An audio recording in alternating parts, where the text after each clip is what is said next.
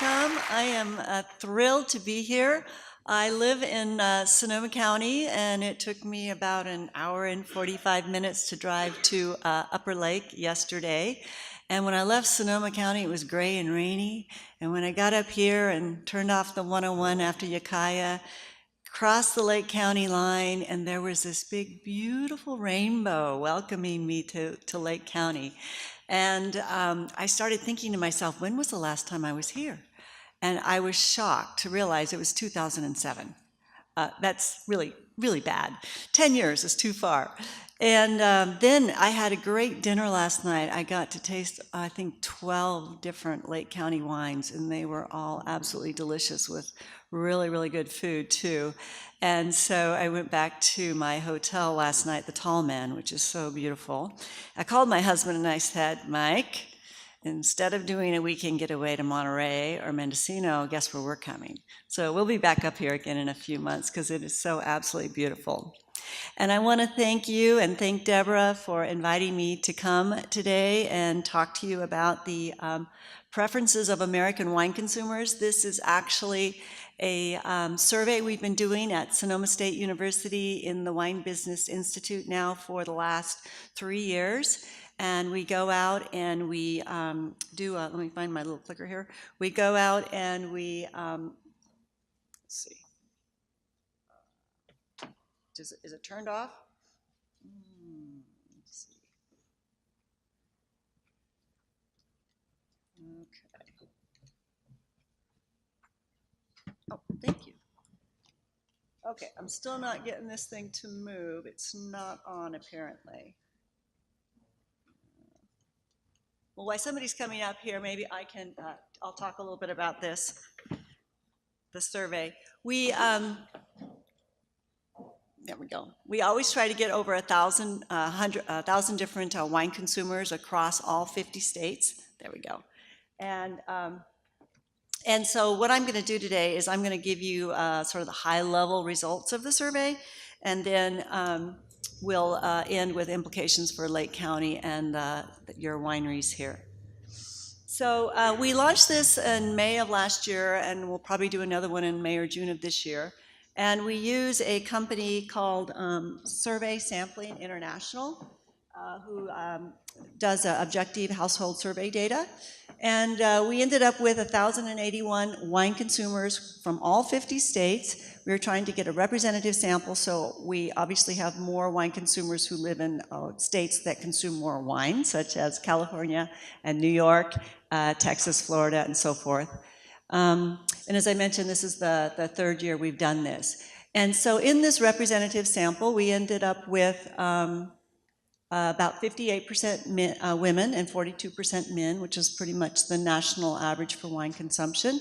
In terms of age, we got 29% millennials, 22% Gen Xers. We got more boomers this time than last year, 40%, and 9% from the greatest generation. And ethnicity also pretty much mirrors the American wine consumer at this point. 81% Caucasian, and then 7% African American, 5% Hispanic and Asian. Median income of this group was $50,000 to $70,000, but 25% of them made over $100,000 a year. They were very highly educated, as are most wine consumers in the U.S., with 62% college education, and whereas the average American is only 32%. Marital status, 58% married. So that's just a little bit about the sample, so you know who they are. And so, you know, we say that we're using this as a representative sample, and it gives us some good ideas on trends and preferences of the American consumer. So they actually are a group that loves wine. 48% are considered high-frequency drinkers, meaning they consume wine daily or several times a week. I know I fit into that category. I hope you guys do too. And the rest are occasional. And they also, in terms of their wine knowledge, 26% said they were novice, that they're just learning about wine. The largest majority were intermediate, but we also had 17% who identified themselves as advanced or connoisseur. So when we dive into this data deeper, we can actually see some differences in those types of highly involved consumers versus the regular consumers. So this is where we get into what is it that Americans like to drink. And they say they like to drink dry, but when you really dig down, they like wines that are semi-sweet and fruity. So I have both 2015 and 16 data up here. And as you can see, those always come up highest. And it explains why certain wine brands are so popular in today's market. For example, Meiomi Pinot Noir has a little bit of residual sugar in it. So does Apothic, and these are really hot. We look at fruity. We all know why wines, New Zealand Sauvignon Blanc is so popular right now, and of course Lake County coming along behind that, because it's a nice fruity, refreshing profile that matches what the American wine consumer palate prefers. Also smoother, they don't usually like highly tannic wines, and then so forth. But when we delve deeper into the data, we do find that the connoisseur and the advanced wine consumer does prefer more earthy and tannic types of wines. So there's something out there for everyone. We also looked at varietals, and you'll be happy to know that Cabernet Sauvignon, which of course Lake County is very famous for, is still way up there. In fact, they're predicting that in 1 or 2 years, Cabernet Sauvignon is probably going to surpass Chardonnay. They're getting really close right now. But our group always seems to like Merlot still. It came up high last year, and it still has come up high. And then Pinot Noir, Pinot Grigio, they still like Zinfandel, and then of course there's Sauvignon Blanc. Now we compare this with the Nelson Scan data. So this is Nelson Scan data for all of 2016, and as you can see, Chardonnay and Cab are number 1 and number 2, but then we do have a little bit of difference, and Nelson Scan data is much more positive for Sauvignon Blanc in position number 5 now. So I think that's really great for Lake County, because your 2 signature varietals and the ones you plant the most of are Cabernet Sauvignon and Sauvignon Blanc. So this bodes really well for the future. And I'll talk a little bit more about that at the end on implications. We also ask people, why do you like to drink wine? And it's mainly because they love the taste of it. The nice fruity, I guess I should stop walking here, exciting taste. But they also, and number 2 is to relax and think about yourselves, where you fit into this. I know at the end of the day, I like to go home and have a glass of Sauvignon Blanc. That's my favorite white wine. And watch the sunset. Third reason, it goes well with food, socializing with friends, socializing with family comes after socializing with friends. There are some people who still drink wine for romance. I know I do, and so forth. But it's useful to understand these motivations of consumers, because this is what we can use when we look at our promotions and how we want to go about those. We also take a look at how Americans make decisions on wine purchases. And still, and this always comes up highest in the US, price and brand. This is different by in other countries, but in America, price and brand are still, when somebody goes to the wine shop or the grocery store to buy wine, that's what they're looking at first. Then varietal, varietal is sort of falling a little bit because of all the red blends and white blends out there. So for some people, varietal is not as important as it used to be. What was a little different this year is appellation or region is starting to be more important. And so again, this I think is an opportunity for Lake County to do some more focusing on your brand as of Lake County. We also asked people, where do you buy wine? We did see some changes here this year. Since this is a national sample, and we asked them never, rarely, sometimes, often, and almost always, and I took the often and almost always data to show you. The reason wine or liquor store is so high is because there's a lot of states that you still can't buy wine in a grocery store. So when we look at all 50 states, this shows up highest. And then a grocery store. And then right after that, discount and warehouse store, which would be like Costco or Walmart, and Target, those types of places. And if you look at the largest wine retailers in the nation, Costco's still number 1, and Safeway Albertson is number 2. But what came up higher this year than it has in past years is winery tasting room and online. Those were both lower last year. And so you see more Americans going to wineries to purchase. The DTC piece is really growing. And of course, the number of wineries across America is growing too. Then we look at price point, and here what we find in our survey pretty much mirrors what you see in the Nielsen scan data as well, in terms of the sweet spot right now for wine pricing in general for the average American is the $9 to $14.99, 9 to 15 bottle price. That's what's flying off the shelf. However, we are starting to see an uptick in some of the higher priced wines, so we see premiumization is happening across the country right now. So this is for drinking a bottle of wine at home. Now then when Americans go out to a restaurant, of course, they're going to spend a little more. So what we see here is that 26 to 35 is the average across, America. And we see people, going out to drink wine at, Olive Garden or lots of other casual places, as well as high-end fine dining restaurants where it's going to be higher. So that's the average. But it's interesting to look at 24% only buy wine by the glass. And this is mirroring what we see in on-premise across the United States. It's really almost flat because people will actually drink before they go out to the restaurant, or they'll buy wine by the glass. So this pretty much supports that. So we did look at the wine by the glass pricing, and the largest percentage are buying at the 7 to 10, and a little bit higher than that by the glass.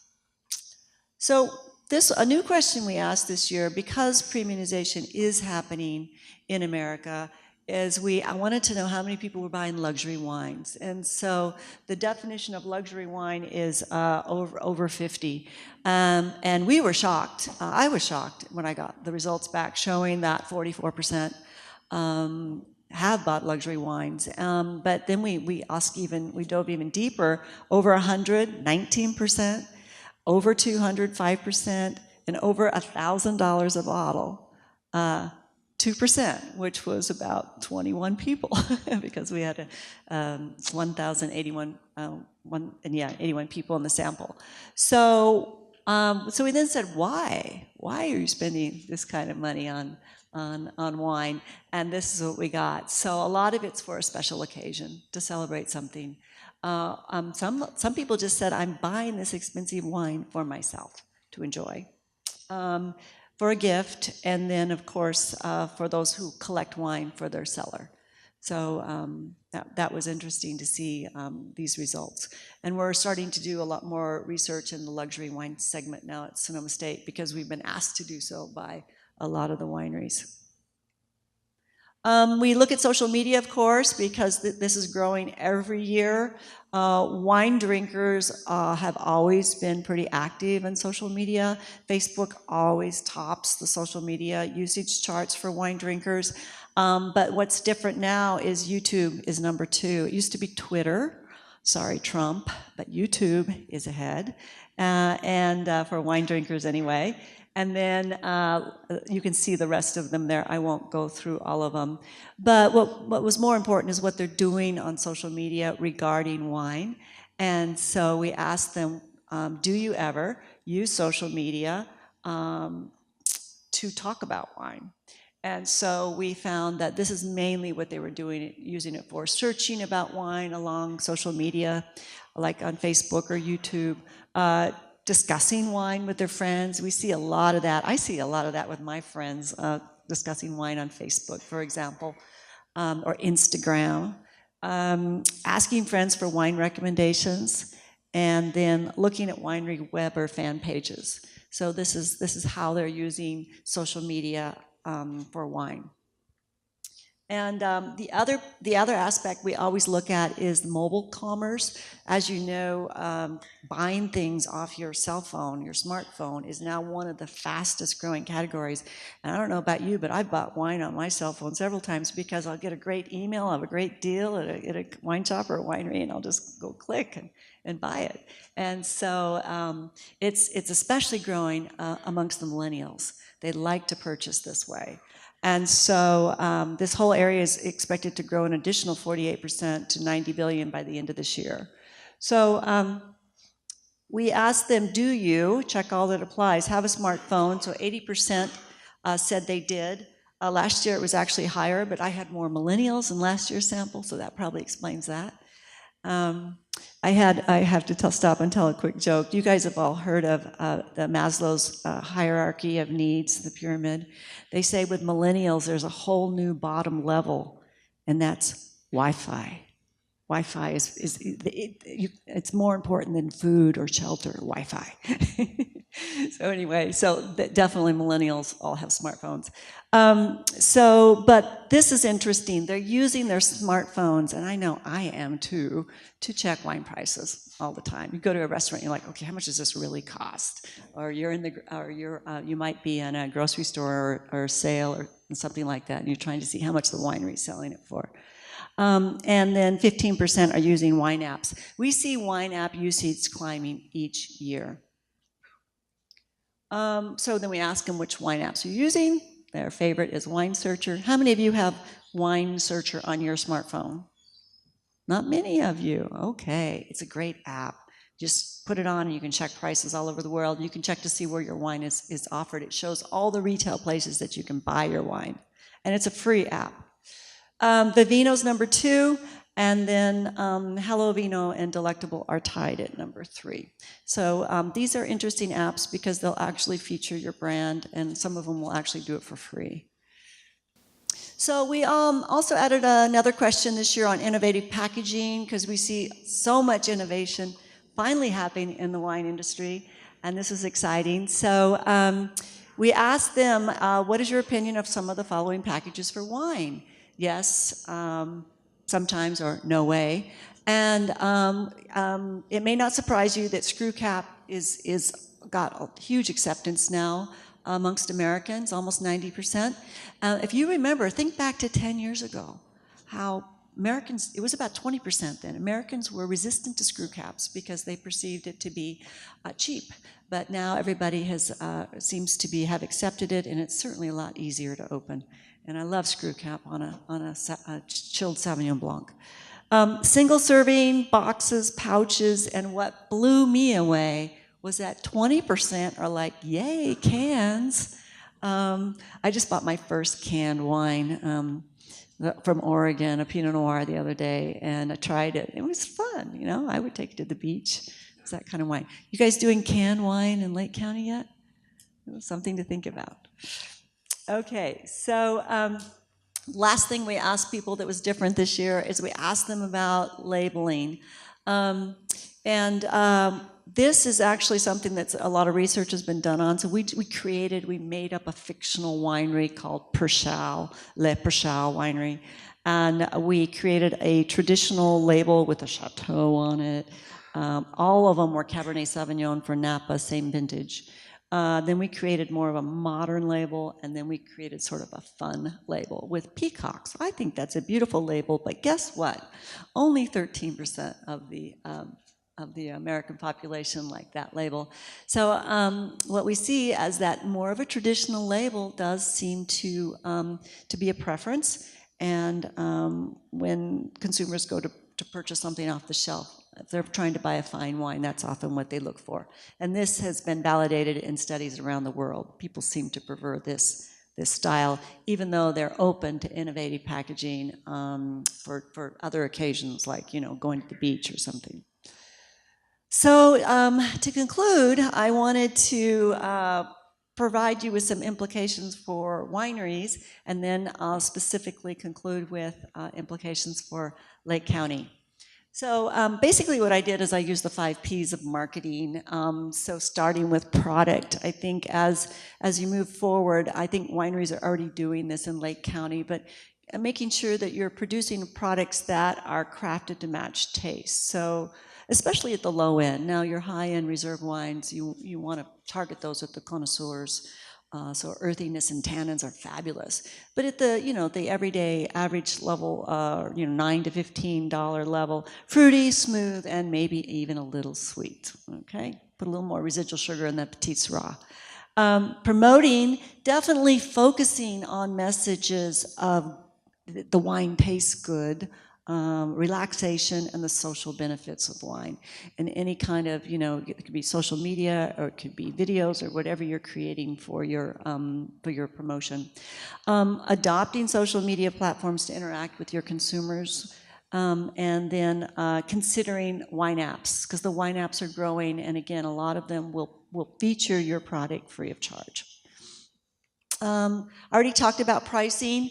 If you're not already, making sure you have products at multiple tiers, and now seems to be, at least now, with the economy where it is, it's a decent time to take a look at luxury price wines if you're not already. Placement, yay, tasting room and online sales are finally starting to grow. We are still far behind other countries, though, in online.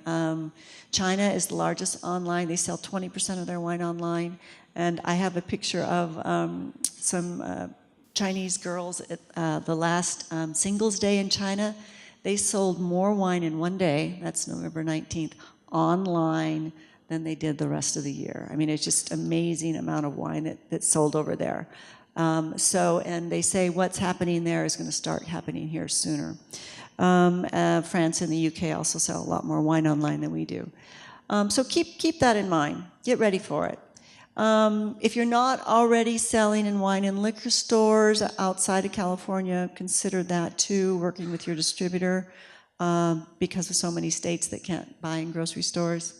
And then don't forget to make sure your website is mobile friendly, so people can easily access it, and maybe possibly you could set it up so purchases can happen that way. And then finally, with packaging, don't be afraid to try some of the innovative packaging. I think with Sauvignon Blanc, especially at some of your, the mass market commercial price ones, that's a great thing to try some innovative packaging on. And then label design, of course, is still really important. 37% of consumers make their decision based on the label. Okay, so it's something to think about.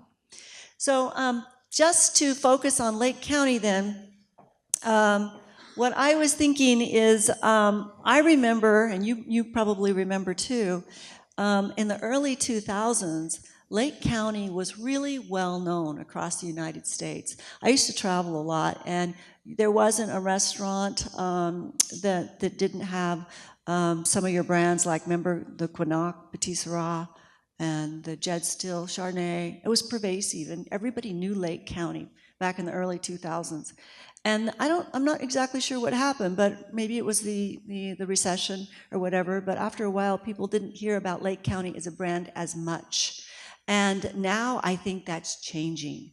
You're already starting to refresh your brand, and I would just encourage you to keep doing so, because the wines coming out of here are brilliant. And Lake County is a nice, easy thing to say. It's easy to pronounce, it's easy to remember, you can do some great imagery with it. So I would encourage you to keep refreshing the Lake County brand and putting that on as many of your bottles as you can. In addition, of course, I know you have the 7 AVAs, but our consumer research shows that individual AVAs are not as important to the everyday consumer as the regional AVA is. Also, your signature varietals, I'm so excited about your International Sauvignon Blanc Day that's coming up. Sauvignon Blanc is, of course, gaining in popularity in the United States, and you guys do it so well. And what's even better is there's really no one else in the US who's really promoting Sauvignon Blanc.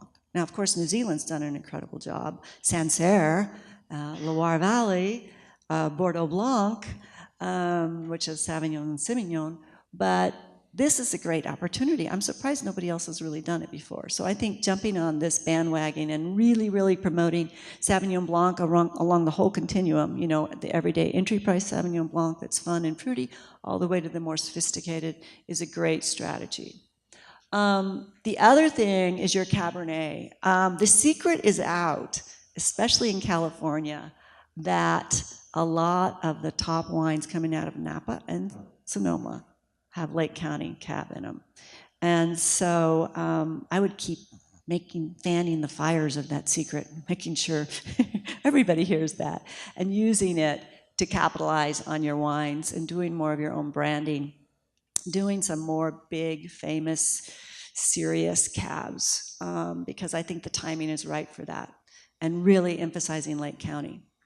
And then, of course, our next speaker is going to talk about your volcanic origins. There's not that many places on this earth that can claim volcanic wines. And you guys even have that really cool cinder and everything. I mean, you've got even, in terms of your topography here, it's more unique than what we're seeing in other parts of Napa and Sonoma.